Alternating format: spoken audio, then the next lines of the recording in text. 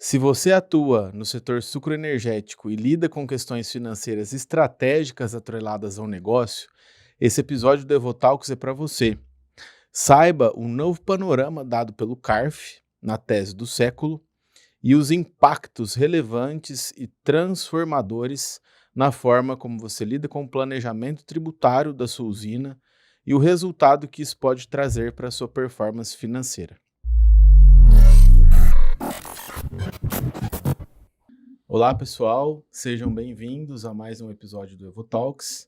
Eu sou o Otávio Massa e hoje nós vamos falar sobre um novo desfecho no cenário da exclusão do ICMS no PIS/COFINS nas operações com tributação em pauta, com tributação ad rem, após um novo e primeiro acórdão do CARF acerca disso que está revolucionando esse cenário. E para falar sobre esse tema, nós recebemos aqui hoje um convidado muito especial, que é o Fernando Frari, que é assessor de planejamento tributário no Grupo São Martinho, que é um dos maiores players, né, do segmento aí sucroenergético e no cenário mundial. Fernando, é um prazer recebê-lo aqui, muito obrigado por aceitar o nosso convite, viu? Otávio, prazer é meu, né?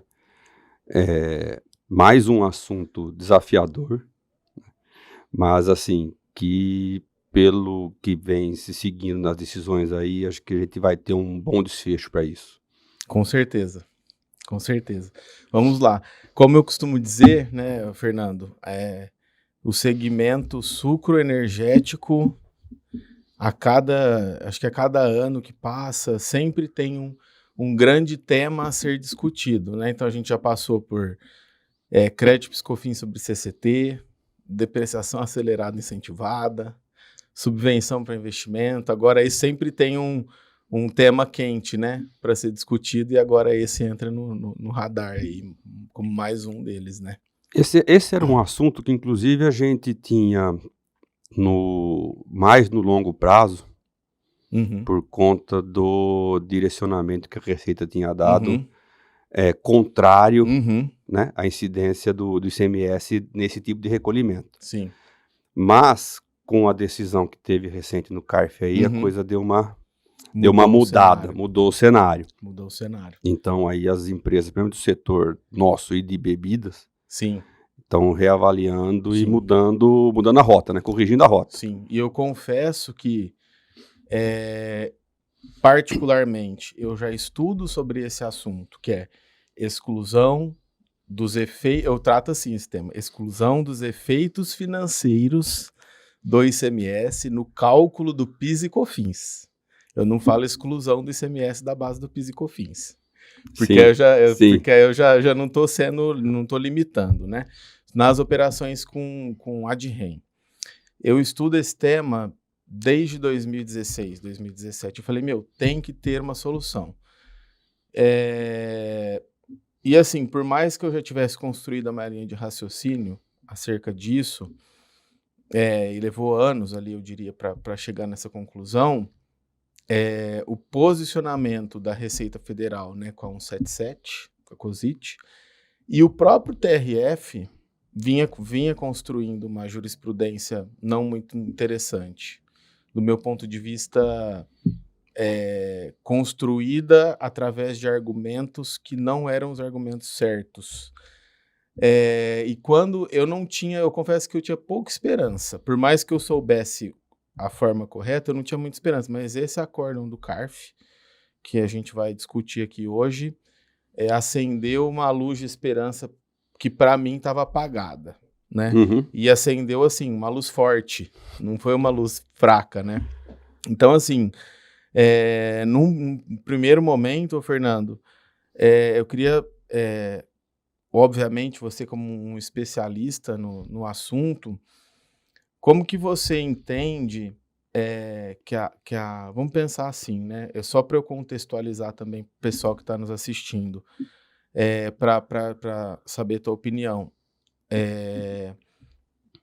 As operações tributadas pela alíquota ad rem têm a base de cálculo por metro cúbico, que é volume, e a alíquota de REN é um valor médio de venda em reais, né? Cotado a mercado. Sim. Né?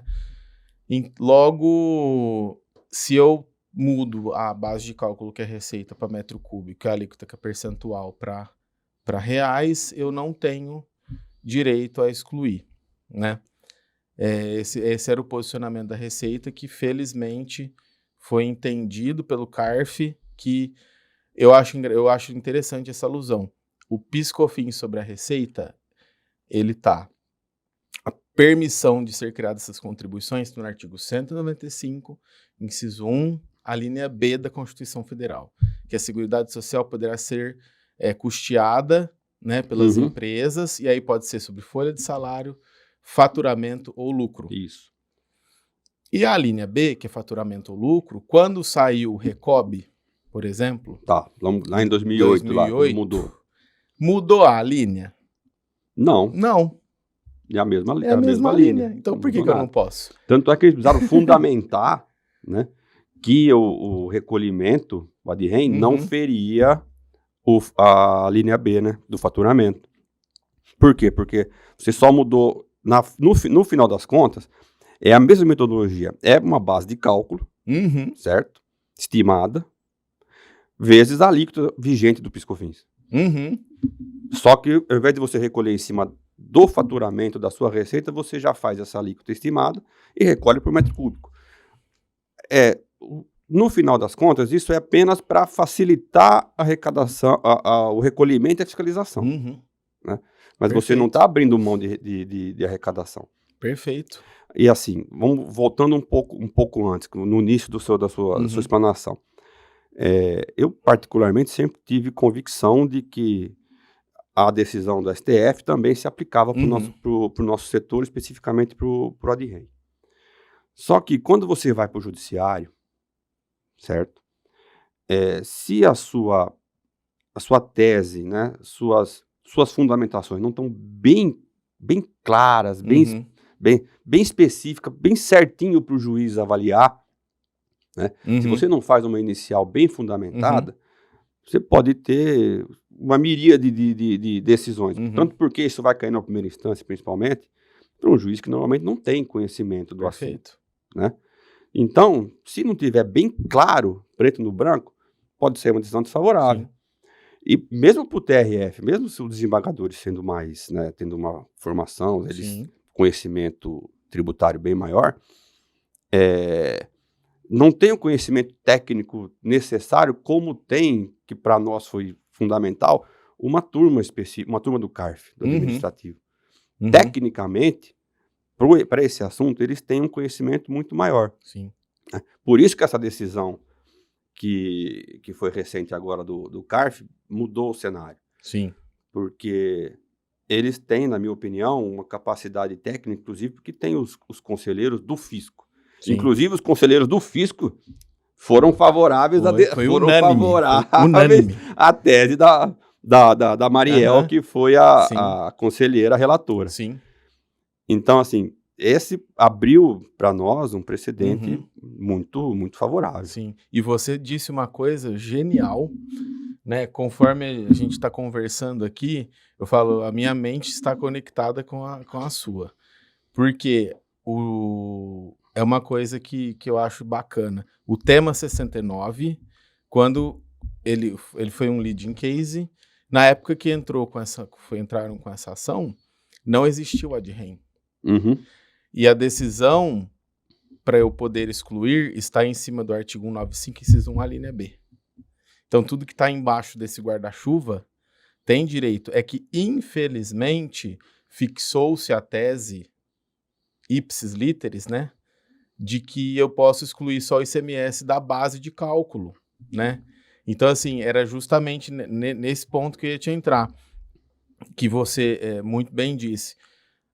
Na tua visão, então, a questão constitucional, como que eu costumo dizer, a essência do direito combinada com a intenção do legislador, né, para esse assunto do tema 69, então, você entende que se aplica às operações com o etanol, que são a ADREM. Sim. Certo?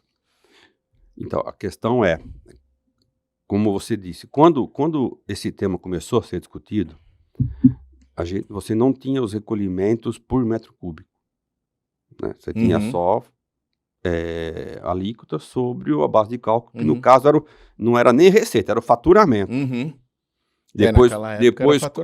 Depois, com o tempo, eles foram ampliando para receitas de forma geral, né? Que aí pode entrar um arrendamento, pode entrar um aluguel, né? Que não necessariamente você tem um faturamento. Então, eles ampliaram a base de incidência, né? Do PIS e da COFINS. Mas, vamos pegar assim, o que o STF decidiu? O STF decidiu que o ICMS não é receita. Então, portanto, ele não pode ser incluído na base de cálculo das contribuições. Então, essa é a regra geral. Então, assim, é com isso que a gente tem que trabalhar. Qual que é a decisão do STF? O ICMS não compõe base de cálculo de PIS/COFINS, porque não é receita. Quando você vai para o ADREM, tá? Ele não, assim, aquele valor não apareceu do nada para ser calculado, certo? Não foi tirado da cartola. Não foi uma coisa, desceu uma luz divina e o legislador falou assim, são R$130 por metro cúbico. Lá atrás, vamos pegar, lá atrás seriam 120, né? Quando começou era 48 no produtor e 72 no distribuidor. Mas assim, para ficar mais claro, R$130 que a gente tem hoje, né? Não veio uma luz divina para ele definir. Então eles tiveram que chegar naquele valor, de alguma forma. E como que eles chegaram naquele valor? Preço médio de venda a varejo, certo? Multiplicado pelo quê? Pela alíquota. Sim, que inclusive consta isso lá na 9.718. Se você pegar a lei, né? na decisão do CARF, que foi especificamente para bebidas frias, né? Que também é ADREM, mas ele é reais por litro. Mas assim, basicamente é muito similar à nossa sistemática. Lá não tem específico que é 9,25 do preço de bomba, que para nós ainda é melhor, porque você pegar a 918, não lembro se é o parágrafo 10º ou o 11º, que fala, o cálculo é preço médio de bomba, a varejo, nacional, nos últimos 12 meses anteriores à fixação da alíquota. Sim, média ponderada. Tá? Vezes 9,25. Tá escrito lá. Sim. Então, assim, não pode passar de 9,25, né? Isso. Então, assim, quando a última fixação foi feita, aconteceu até uma coisa, vamos dizer assim, curiosa, que quando eles fixaram a alíquota, fixaram entre 300 e pouco, não lembro exatamente quantos reais foram. Mas aí, esses R$300 ficavam acima do 9,25 do preço médio de bomba. Eles não tinham observado. Aí, logo na sequência, foi avisado, né? Foi alertado, os R$300 está acima do 9,25 do preço de bomba. Aí eles revisaram e caiu para 241, que é respeitando o preço médio de bomba. Então, assim, o cálculo é feito dessa forma. 9,25 do preço médio de bomba nacional dos últimos 12 meses. Só fatia entre produtor e distribuidor, né? No caso do etanol hidratado, porque assim, como que é calculado, né? É o preço médio de bomba do hidratado. Sim. Tá? Que é o que vai para o consumidor final. Que é o que vai, assim, que o anidro, que o produtor também recolhe, ele vai na gasolina. Sim. Tá? Então, assim, mas a conta é feita em cima do preço de bomba do hidratado. No caso, pela lei, o produtor está limitado a R$130,90. Não pode ter mais que isso. A diferença foi para o distribuidor. Mas para o anidro, como não tem a operação subsequente tributada, ficou no 130,9. Mas é a mesma base. É a mesma base. Mesma base. Que é uma outra injustiça, né? Que a gente sempre comenta. Porque esse preço médio de venda no varejo, que compõe a alíquota, é o preço final de bomba, né? Falando de regra matriz aí do etanol. Lembrando que essa decisão do CARF, ela é voltada para o setor de bebidas frias, mas 100% e 10% utilizável para o caso do etanol, por analogia, por se tratar exatamente...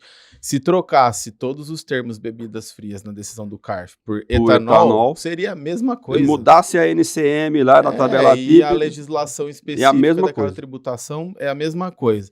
Mas assim, ó, levando em consideração que o preço médio de venda no varejo, né, a média ponderada dos últimos 12 meses, né, do etanol é feita para calcular, e aí tem os decretos, né, que tiveram, o 901 de 17, todo o histórico, né? Eu estou calculando, então, meu PIS/COFINS, praticamente um preço final de bomba, estou calculando desde a usina, desde o produtor. E aí entra a seguinte questão: como, em que planeta, em que legislação, se eu estou calculando o PIS e COFINS do etanol sobre o preço médio de venda no varejo, como que não tem ICMS o preço médio de venda no varejo?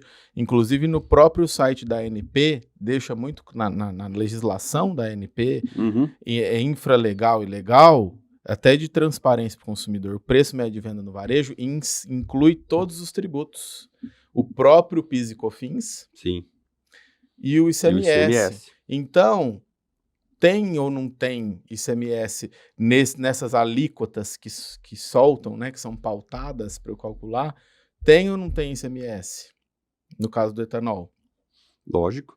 A questão no anidro e no hidratado. Isso, porque é diferido o anidro. É que o anidro, a gente, assim, o setor como um todo, às vezes acredita que o anidro não tem tributação. Ele tem tributação, só que quem recolhe é a refinaria, tá? E é a mesma tributação da gasolina. Então, diferida é tributado, o anidro, né, tem 25%. Agora 18%, né? Depois que teve a redução da emenda constitucional 190, na lei complementar 192, né? Que teve a redução que os combustíveis são essenciais, então não poderiam ter alíquota maior do que a alíquota básica, né, de ICMS. Então vamos pensar em 18%. Tem 18% de ICMS no anidro, porque ele vai na gasolina. No caso do preço de bomba, você tem que considerar, assim, todos os estados, quando foram fixadas as alíquotas, né, do ADREM, você tinha estado com 25% de ICMS no hidratado. Tinha estado até com 28%. Até com 28%. 20%, não lembro. No Rio de Janeiro, acho que era a maior alíquota, né, para o hidratado. Não me recordo a memória agora. Mas tinha estados com 25%, 26%, 28%. São Paulo, que é onde você tem o maior consumo de hidratado do Brasil, está aqui em São Paulo, que tinha a menor alíquota, de 12%. Né? Então, assim, mas quando foi fixado, quando se pegou a média nacional, a gente tinha estados ali com 25%, 26%, 28% de ICMS. Inclusive, muito maiores do que a gente tem aqui em São Paulo, que é 12%. Né? Então, assim, quando a alíquota foi fixado, inclusive, num valor de ICMS maior do que a gente recolhe aqui em São Paulo. Sim. Por isso que eu entendo, também quero saber a tua opinião, que a outra fixação do STF, que é o ICMS a ser excluído, é o destacado na nota, para mim não tem utilidade alguma para esse tema em específico. Por conta dessa média nacional. Vamos dizer assim, se você pegar a decisão, como ela foi proferida, né, que ela se restringiu à análise do faturamento, né, da receita própria. Então, a receita própria, você vai ter o seu próprio ICMS destacado. Mas, assim, de todas as formas, você está falando de ICMS na receita, tá? Na base de cálculo. Para o ADREM, qual que é a distinção? Você pegou a média. Nós temos a mesma situação hoje na monofasia. Né? Nós temos monofasia para o ICMS, para o diesel e para a gasolina. É média nacional. Tá? Então, assim, como é média, você vai ter cada estado com a sua alíquota, certo? Você vai fazer uma média, né? Que, obviamente, no caso da fixação do ADREM para a gente, foi maior do que os 12% que a gente recolhe em São Paulo. Tá? Então, fazendo a média nacional, você pode ter alíquotas ali, na média, 15%, 16%. às vezes 17. Você pegar lá em 2008 era maior. Eu fiz essa conta, né? Como eu fiz essa conta é o tempero do chefe, né? Que eu não posso falar, mas eu cheguei a alíquotas entre 19% e 23%. Lá em 2008 você teria alíquotas maiores. Porque a conta é feita, a média ponderada leva em consideração o os volumes de venda vendidos por também. estado. Então tem estado com alíquota, se eu juntar 10 estados com uma alíquota maior que 25%, na média ponderada vai superar o estado que vende com 12%. Sim. Na média ponderada fica bem maior. Sim. É que assim, São Paulo, como tem um consumo muito grande, ele ajudou a puxar um pouco para baixo. Né? Sim. Ajudou a puxar um pouco para baixo. Minas Gerais tinha uma alíquota bem baixa também, mas depois eles deram uma subida na gasolina, subiu o etanol também, manteve uma diferença razoável, né, entre os dois, mas deu uma subida e como tem um consumo muito grande, também deu uma elevada um pouquinho na alíquota média. Sim. Então, assim, é um assunto, né, Fernando, que na minha cabeça ele tem vários desdobramentos. Então, assim, primeiro, a permissividade constitucional, inclusive é até interessante, eu li a exposição de motivos de quem propôs a lei que instituiu o Recob em 2008, e lá está muito claro, foi nessa mesma lei que foi instituída a obrigatoriedade do medidor de vazão na usina. Então, nós vamos colocar o medidor de vazão por metro cúbico, nós vamos tributar o etanol por metro cúbico, ou seja, eu vou conseguir fiscalizar o contribuinte com muito mais precisão. Então, nunca foi a intenção do legislador deixar de fora o etanol. Então, assim, só isso, para mim, já derruba qualquer argumento. Então, assim, eu fico triste, como tributarista e como um amante do segmento, eu fico triste pela interpretação da Receita Federal e, como você falou, do TRF. Infelizmente, na minha visão, a jurisprudência do TRF foi construída de forma infeliz por quem propôs o tema. Sim. Que eu falo que esse tema ele tem 12 pontas. Se essas 12 pontas não estiverem unidas, vai dar Se não tiver problema. Tudo bem amarradinho. Se te faltar uma ponta amarrada, vai dar BO. Vai. Então eu quero entender o que assim, o que você, como você enxerga, né, fazendo uma análise técnica do que justifica, por exemplo, a Receita Federal na solução de consulta COSIT 177 de 2019, vedando esse aproveitamento de crédito, que inclusive eu já tentei bater na porta desse assunto com várias usinas que falavam, nós não fazemos, nós não queremos nem discutir esse assunto, porque a Receita Federal entende que não pode. Então, esse aqui é um... Bom, assim, isso fazendo um paralelo, um comparativo, assim, as relações entre fisco e contribuinte no Brasil não é uma relação, vamos dizer assim, de orientação para ambos, né? Tanto a Receita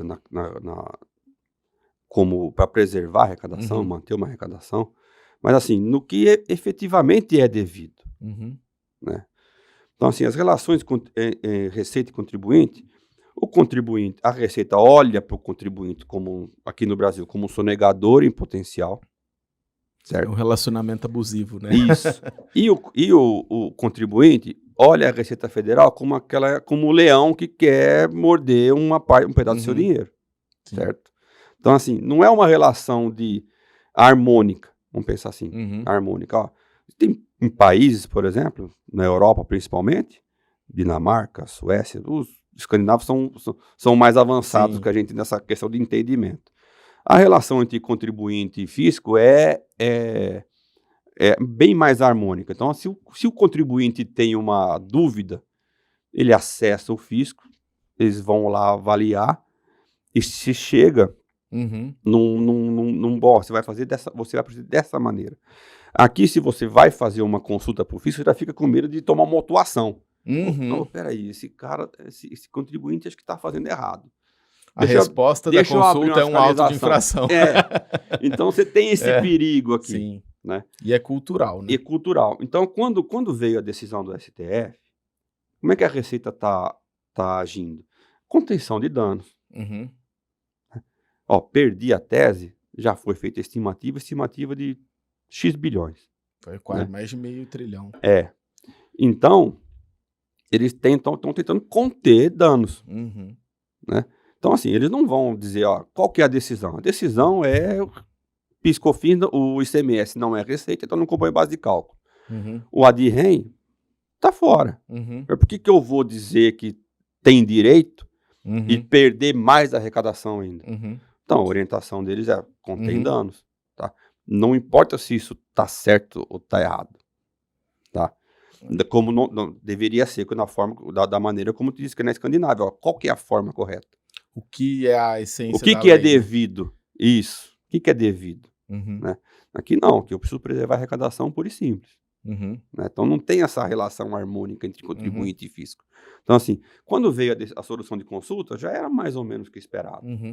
Que eles não iriam aceitar, né, nada que não fosse estritamente o que está na decisão do STF.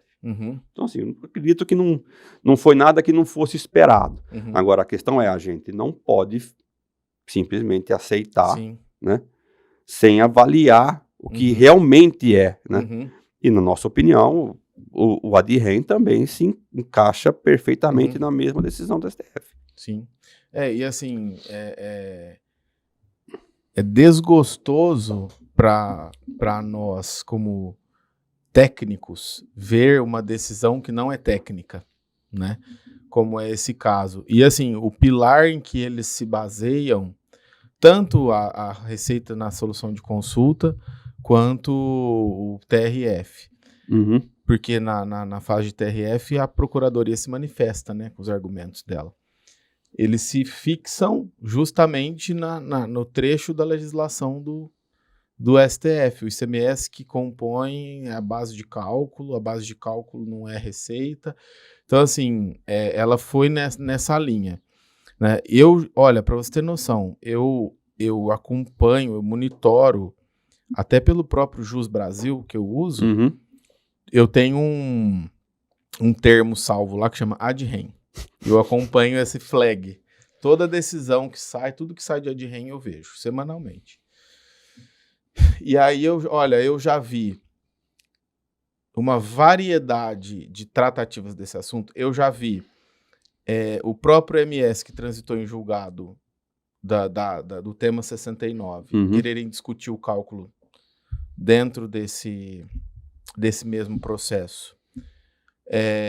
Já vi entrando com um mandado de segurança para discutir esse assunto, né, à parte. O juiz fala, isso aqui não é a via certa para você discutir isso, porque você tinha que discutir no processo de origem.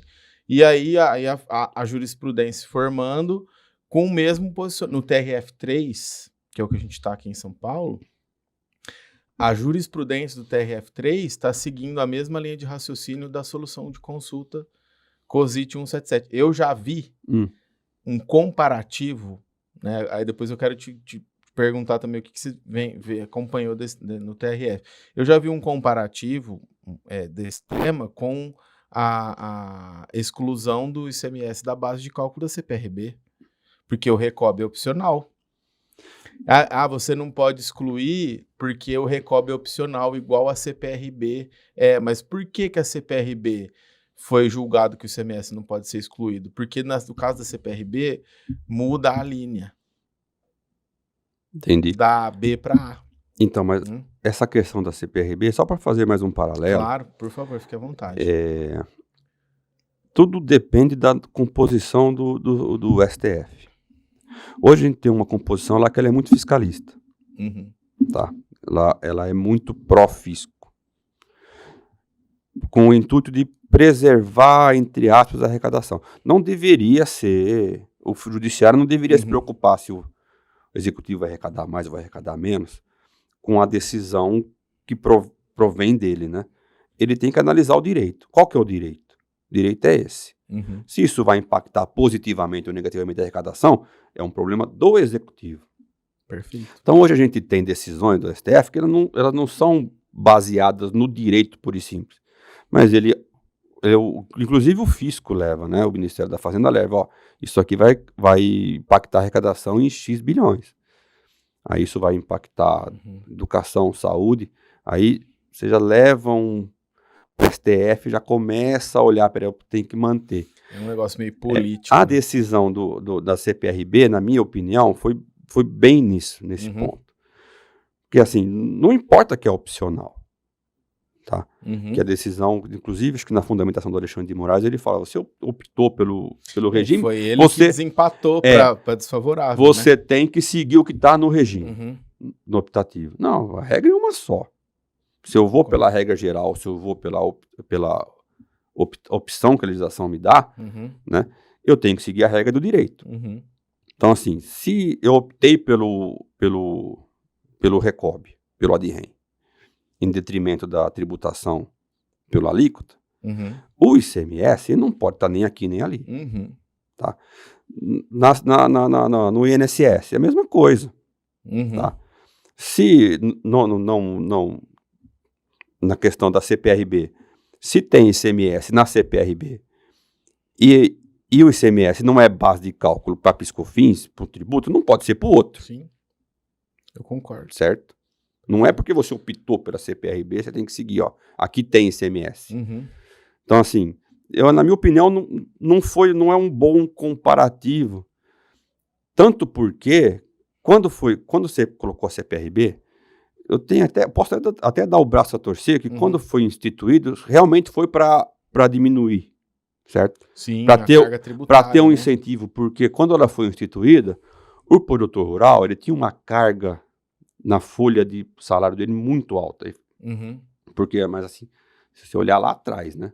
Isso, foi em 2011. O emprego de mão de obra muito alto, certo? Então, assim, ó, para você poder empregar, nós vamos te dar um incentivo. Então, recolhe pela folha. Quando você traz para o etanol, eu não tenho ganho. Não vai comparar 6 com meia dúzia. Não tem ganho. É simplesmente a metodologia. Sim. Né? E o fisco arrecada, basicamente, muito similar. E assim, quando você faz por metro cúbico, você sabe que, assim, às vezes as pessoas estão olhando, eles não têm ideia de quanto que é o consumo nacional. Mas a gente sabe quanto que é o consumo de combustível nacional. Tá? Então, quando a Receita colocou por metro cúbico, ele consegue estimar com muita precisão quanto que vai entrar no caixa. Dá para saber exatamente o valor. Certo? Porque o consumo nacional, ele é estimado, ele é meio que constante. Nós estamos falando ali em algo em torno de 60 bilhões, né, de litros de gasolina C, né, misturada ao anidro, e uns 30 milhões eu falo em metros cúbicos, né, milhões de metros cúbicos de etanol hidratado. Então, você tem esse consumo nacional, ele não varia muito, porque a frota não varia tanto assim. Sim. Certo? A frota está dada. Sim. A variação é muito pequena. É muito pequena. Pode ser que às vezes a gasolina você acaba tendo um consumo um pouco maior, hidratado um pouco menos, mas isso aí acaba se equilibrando. Sim. E vamos de etanol, hein, pessoal? E vamos para contribuir com o setor. E ainda mais agora com a questão de o meio ambiente, né? Sim. É fundamental, né? Sim, por isso que eu, fugindo do assunto, eu não concordo muito com carro elétrico no Brasil, sendo que a gente tem o etanol. Né? Puxando a sardinha para o setor, certo? A gente já tem o combustível. Sim. Certo? O combustível, com o maiúsculo. Né? O combustível, com emissões muito pequenas, certo? Agora, você vai partir por uma eletrificação de frota num país continental como é o Brasil, né? Que não tem estrutura assim, para isso. E a energia, assim, você vai ter que botar a energia elétrica que vai abastecer, certo? Essa frota. A energia não vai aparecer do nada. Sim. Né? Sim. Então, você vai ter que ter um investimento em geração de energia, certo? E distribuição, que possivelmente a gente não precise fazer. Sim. Né? Então, assim, não traz o que é da Europa, talvez precise, e não se sabe até onde eles vão conseguir ir com a eletrificação. Mas lá não tem etanol, né? E lá não tem etanol. E a Europa cabe aqui. Exato. Certo? Exato. Tirando você pegar a Europa mesmo, continental, tirando a Rússia, cabe aqui dentro. Sim. Né? Então, lá quantos países são? 40, 50? Depois que desmembrou. N. 30, 40. Certo? Então, assim, eles acabam arrumando o dinheiro necessário para fazer isso. Sim. Agora, aqui com o etanol... Não, e a diferença de emissão de poluentes da geração de energia elétrica para o etanol é 30% de diferença. Irrisória. E você tem que contar a questão também que você vai ter que gerar essa energia. Você vai tirar essa energia da onde? Exato. Né? Sendo que a gente já tem algo pronto, né? Por isso que, assim, nitidamente, não fugindo do assunto, mas tem tudo a ver que o setor de carro elétrico aqui no Brasil não está prosperando. Não no ritmo que eles imaginavam que fosse. O né? híbrido, ok, porque o carro fica mais econômico. Mas o híbrido flex. Sim. Mas assim, assim, nós já temos nossa matriz, já está pronta. Com etanol e a nossa matriz energética também é uma das mais limpas do mundo, se não for a mais. Sim. Né? Então, a gente não precisa, assim, não deveria ser a preocupação eu ter que eletrificar a frota. Jamais. Saindo um pouco do Jamais, assunto. mas é interessante. Sim. Agora, voltando para o Adrien, só para finalizar, assim, a solução de consulta já era esperado que a Receita Federal ia tentar conter dano. Sim. Tá? O que me... É que eu falo assim, Fernando, o que eu acho grave das questões relacionadas ao TRF, tá? O que acontece? Quando você constrói uma jurisprudência equivocada no TRF, a probabilidade... Porque assim, ó, se tá mal construída... Vou citar aqui uma situação que eu vivi na Evo, de um cliente nosso, que é do segmento, e antes mesmo de sair essa decisão do CARF, a gente já vem defendendo essa forma de cálculo, inclusive na esfera administrativa, tá? Aí eu gostei porque quando saiu o acórdão do CARF, eu falei, gente, olha quem tomou o risco. A Ambev, um auto de infração de 700 milhões de reais, foi no acórdão. E não só, assim, só uma subsidiária que era a Antártica, que depois foi incorporada. Sim, uma só. Na incorporação, foi incorporação reversa, a Ambev ficou com o CNPJ da Antártica. Isso aí. E a ação que era inclusive do Eisenhuber, do escritório lá de São Paulo, ficou para a Ambev. Foi a maior ação da exclusão do CMS da base dos PiscoFins do Brasil. Maior crédito. Sim. Então, assim, essa jurisprudência mal construída, infelizmente, ela acabou fazendo muitas usinas recuarem. E aí, esse caso que a gente citou, eu falei, a gente fez todo o levantamento, a gente calculou o crédito com a metodologia correta, não deixando o anidro de lado e não excluindo o 12 do hidratado, e apresentamos. Falei, nossa sugestão, eles iam habilitar o crédito da decisão transitada em julgado. Falei, habilita o crédito cheio. Aí eles insistiram e foram para o judiciário para discutir. Decisão de primeira instância já foi desfavorável. Aí eu falei, olha, gente, com todo respeito, a jurisprudência do TRF não está favorável para o tema.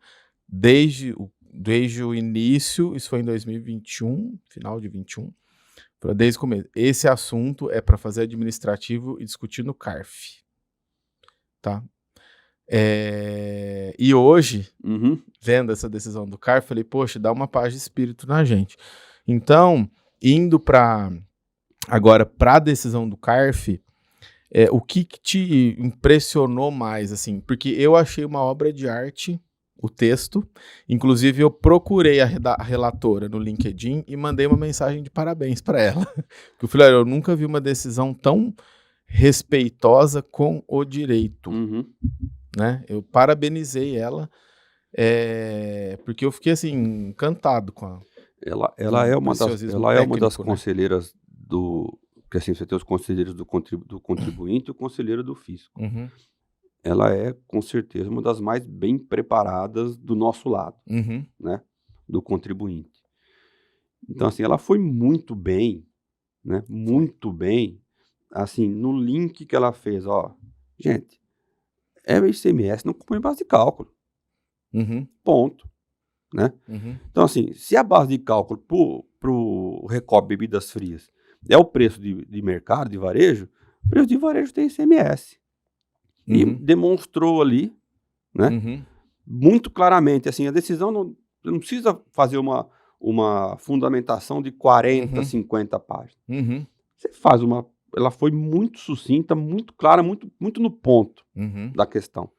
Então, assim, pegou, inclusive, o que um conselheiro do fisco vai olhar para aquilo lá e vai, o que eu vou falar não aqui? Não tem como contra-argumentar. O que eu vou falar não? Dela. Simplesmente ele fala assim, ó, pra mim não é e pronto. Porque assim, não tem como... Só se ele fosse teimoso, né? Já vi vários casos do Conselho do Fisco que falam o seguinte, apesar de estar muito bem fundamentado, eu não concordo. Ponto. Duas laudas ali e acabou. Sem dar justificativa nenhuma. É que esse daqui ficou duro, ficou difícil falar. Ó, peraí, não é. Ficou irresistível. Ficou irresistível. Como é que eu vou falar que não é? Ficou irresistível. Que cara que eu vou ficar? Sim, né? E eu achei assim, a frase mais impactante que eu li ali no acórdão foi assim, ó, ela estava rebatendo um argumento de que o ICMS porque é igual eu falei, são os dois pontos de discussão, pode ou não pode, qual ICMS? Então primeiro ela desconstruiu o argumento de que não podia, e depois ela desconstruiu o argumento que o ICMS não é o destacado na nota. E aí tem é a última frase de um parágrafo, fala, portanto, o ICMS que compõe o cálculo das contribuições para bebidas frias é o ICMS constante no preço de varejo do produto. Então, assim, falando agora meu ponto de vista, cara, eu fiquei surpreso, porque assim, eu comentando com o Fernando Leme, né, com o Luiz, que são meus sócios, falei, gente, parece até que ela leu a minha mente, assim, né, para escrever. Porque para todo esse, assim, uma profissional exímio que eu respeito muito, que me auxiliou muito a construir esse entendimento que eu tenho hoje, é o Dr. Fábio Calcini. E tem um artigo dele, salvo engano, no Conjur, de 2020, 2019, que ele faz uma construção parecida, né, com a construção que eu tenho, e depois ela traz, assim, uma sinergia técnica. Então, assim, você vê que, qual que é a semelhança? É você entender que aquilo ali não é uma opinião política, ela é puramente técnica. Inclusive as notas, né? Porque um pensamento que eu tinha, Fernando, é assim, ó. Bom, como chegaram no preço médio de venda no varejo? Quem? Porque você não vê no decreto. E aí, pesquisando a fundo, existem, acho que notas técnicas. Eu falei, poxa, então assim, calcularam e admitem, né? Que tem aquele ICMS médio, assim, né? Foram várias notas, inclusive a Mariel cita várias notas técnicas. Várias, que é basicamente uma para cada aumento de uma variação de alíquota, né? A Receita teve o único, no caso foi o Ministério da Fazenda, né? Porque essas notas técnicas vão para o Ministério da Fazenda. Sim, a SIC-CETAD, né? Isso. Eles tiveram cuidado de não abrir a conta. Sim, não tem. Nenhuma. Não tem. Mas eles não tiveram como negar que o ICMS está lá dentro do preço. E se você não solicita o teor delas no portal da transparência, você não encontra na internet. Não. É só no portal da transparência. Não tem jeito. Exato. Mas assim, várias empresas, por meio da lei de acesso à informação lá, pediram a abertura do cálculo, mas eles retornaram a gente não tem o cálculo. Tem o cálculo, porque a ANP fez, senão não chega no valor. Sim. Tá? Mas não disponibilizaram. Mas, ao menos, reconheceram que tem. Eles próprios reconhecem que tem ICMS lá dentro. Né? Não tem como não reconhecer. Não, é um tema muito... É que eu falo assim, entrando na relevância, né, Fernando?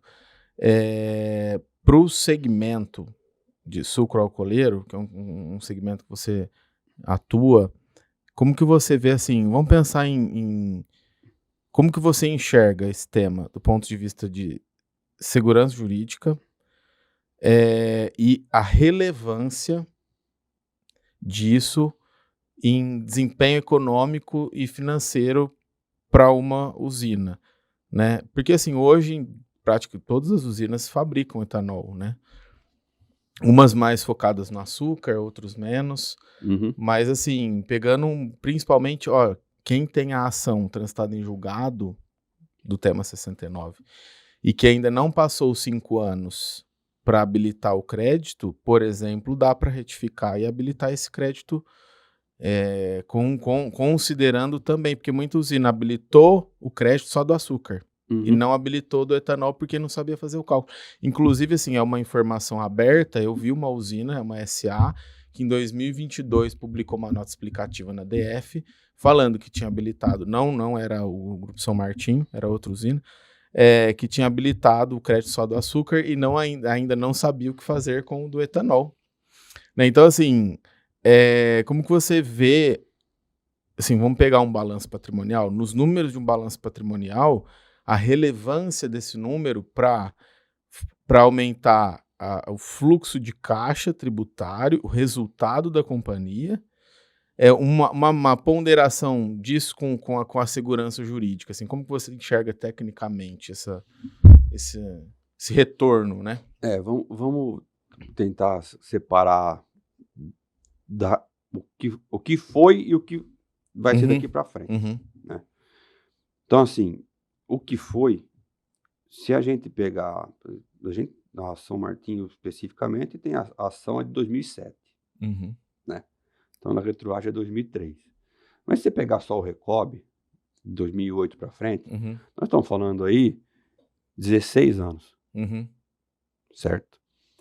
Recalculando esse valor sem o ICMS, a gente está falando em algo na casa de centenas de milhões. Tá? Então, assim, ou mesmo quem tem as empresas menores, estão falando na casa de dezenas de milhões. Então, isso, para um setor que, historicamente, ele tem problema de fluxo de caixa. Sim. Tá? Porque às vezes as pessoas, o etanol está 3,40, certo? Na bomba, 3,70 na bomba. Você tem que pensar que a usina, ela trabalha com um organismo vivo, que é a cana, certo? Tá? Então, assim, todo ano você tem que plantar e colher essa cana, você tem que tratar essa cana. Você tem problema de seca, você tem problema de queimada, certo? Com esse tempo, tá? Então, é um custo muito grande para você gerar o etanol. Sim. Tá?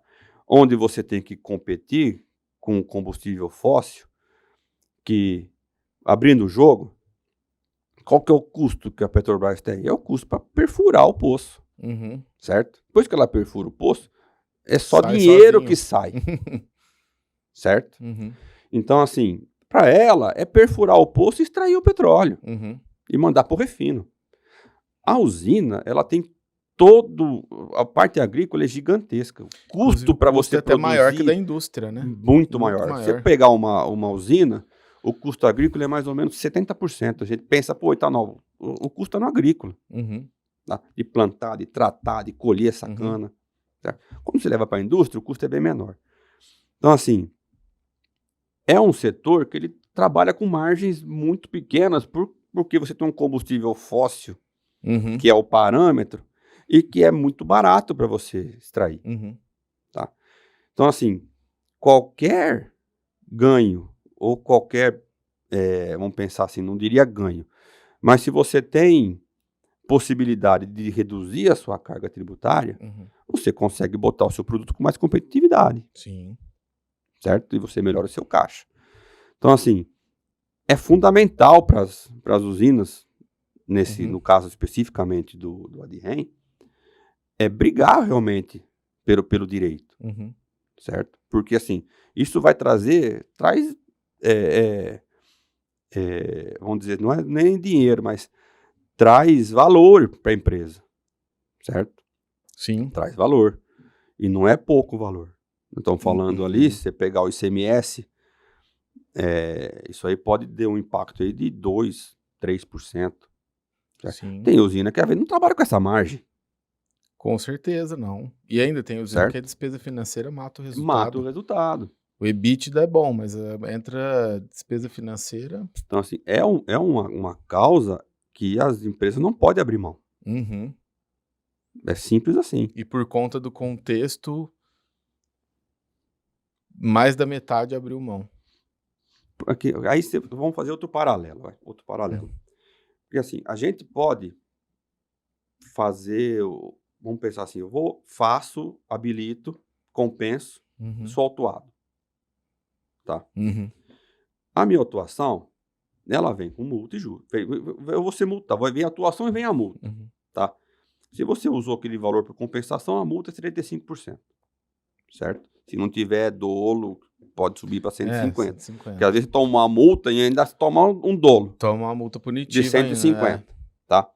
Então, o contribuinte vai e compensa, vou tomar uma multa, posso tomar uma multa de 150%. O maior medo é da autuação, da multa, né? Aí você chega no CARF, aí voltou o voto de qualidade. Aí fala, eu vou chegar no CARF e vou perder isso aqui. Aí, para discutir no judiciário, tá? O que você tem que fazer? Você tem que depositar o valor. E o valor não vai ser pequeno. Então, quando a administração, né, das empresas menores olha aquilo e fala assim, não vou fazer. Porque se eu tomo uma autuação, ou eu pago com multa, mais a Selic, que se vai por 4, 5 anos, às vezes no CARF até mais que isso. E aí, a hora que se eu perder, ou eu tenho que pagar isso aqui, ou eu tenho que depositar para discutir em juízo. Então, o que eles fazem? Não faz. Sim. Né? Agora, as grandes empresas que têm uma governança mais robusta, né, e têm mais condições, esses têm que tomar a dianteira. Tem que peitar o assunto. Esses têm que tomar a dianteira. Sim. Que no caso das bebidas frias foi o que a Ambev fez. Foi o que a Ambev fez. E aí isso abre, é como se fosse abrir a mata para todo mundo passar, né? Foi o tipo que a Ambev fez. Eu tenho direito, eu não tenho medo de discutir isso. Não, e medo eles realmente não, né? Não têm. Aí falando em números, eu estava até recapitulando aqui.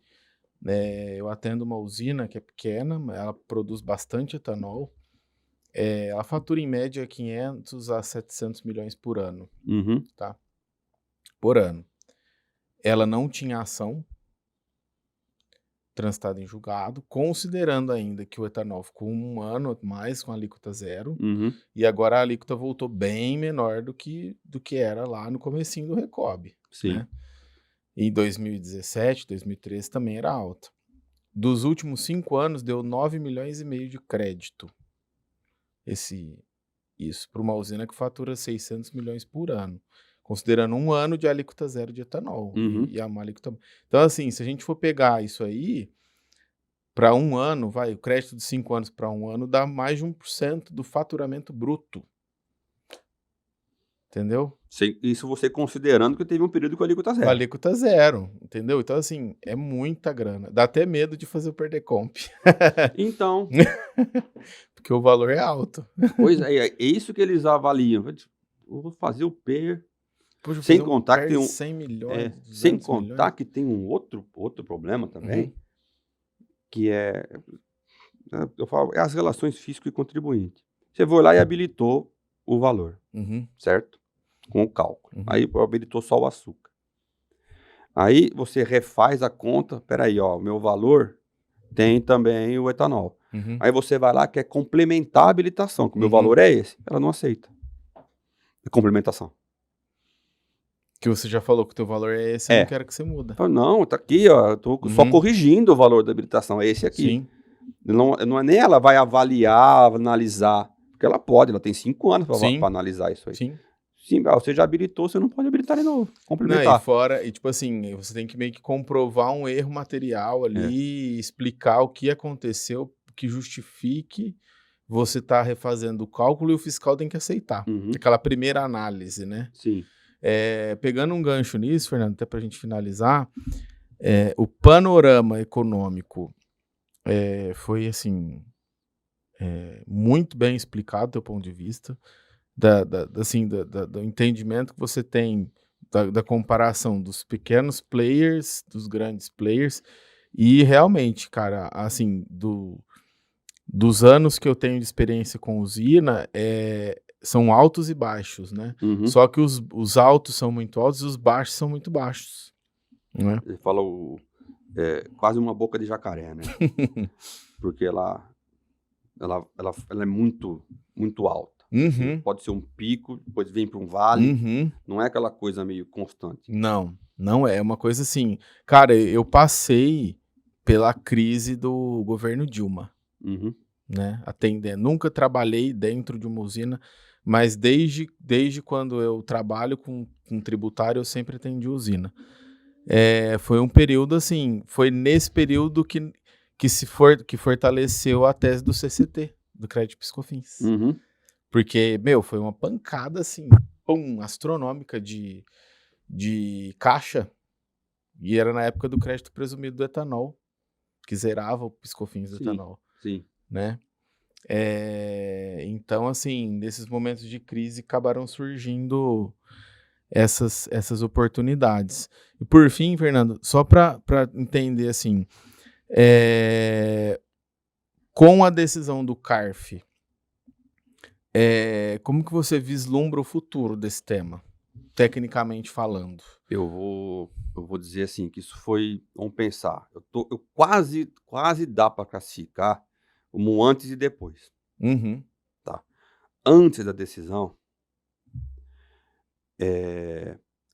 se você é mais conservador, a recomendação seria, vai para o judiciário. Por quê? Porque você vai entrar com pedido, vai ser autuado, tá? Não se sabe se você pode ganhar ou não no CARF, e aí você tem que discutir, fazer um depósito com multijuros. Então, antes da decisão, a recomendação era ser mais conservador. Depois, o conservador agora está indo para o CARF. Por incrível que pareça, você quer ser conservador, a discussão boa está aqui. Porque eles estão preparados para avaliar. A decisão é técnica. É técnica, não tem nada de arrecadatória, política, não tem nada. A decisão foi técnica, inclusive os conselheiros do fisco acompanharam. Assim, ainda não é uma decisão da Câmara Superior. Então, assim, chegando na Câmara Superior, eles podem, existe o risco deles, peraí, vamos, os conselheiros do fisco ser, é para manter a arrecadação. Mas o precedente é muito bom, porque é unânime. Não, foi unânime. É unânime. Então, assim, é difícil você vislumbrar uma Câmara Superior não riscar uma decisão unânime de Câmara. E foi a primeira. A primeira. E assim, o pé direito tava 10 metros longe do pé esquerdo. É isso aí. É isso aí. Então, assim, pra começar, o conservador agora já pleitear o seu direito aqui no administrativo. Sim. E isso, caixa imediato, né? Caixa já. Caixa imediato. Num setor que vive sempre com problema de liquidez, gente, é caixa. Caixa, captação de recurso alta. É isso aí. Perfeito, maravilha. Fernando, quero te agradecer por ter vindo aqui. Foi um momento muito bacana, onde a gente pôde trocar experiências, entender como você visualiza esse assunto que é tão relevante. E eu só tenho a te agradecer e dizer que as portas aqui vão estar sempre abertas para você e que vai ser um prazer receber você aqui mais vezes. Eu que agradeço o convite. E assim, é importante esse canal que vocês criaram. E trazer, né? A gente trazer aqui os temas tributários, porque a tributação nossa aqui é mais complexa do mundo. Sim. Né? Então, assim, você tem um canal para discutir, clarear e avaliar os cenários, melhores práticas. Cara, parabéns para vocês e obrigado. Espero que isso aqui continue por anos e anos e anos. A ideia seria que seria que o tributário fosse mais simples. Mas a gente sabe que aqui as coisas não funcionam dessa forma. Então, cara, parabéns e vida longa pro seu canal. É o que eu costumo dizer, se fosse fácil a gente não teria emprego, né? Meu filho eu quero outra coisa para ele. Não, filho, ó, tributário não, vai ser engenheiro, vai ser médico, alguma coisa diferente. Sim, não, e entra no modo depreciação acelerada, né? Então tem isso também. Não, se eu vou fazer 50 anos, já a depreciação já foi. Sim, e não gera direito a crédito. Não, ainda, né? sem então, direito a crédito, tem até as piadas próprias de tributário, né? Pois é. Mas, Fernando, obrigado mesmo. Ter um profissional do seu gabarito para nós é um orgulho muito grande. Obrigado, tá? Obrigado. Bom, pessoal, muito obrigado por nos acompanharem nesse episódio. Convido vocês a assinarem o nosso canal, se inscreverem no nosso canal, ativar as notificações e compartilharem aí com os seus conhecidos. Muito obrigado e até a próxima.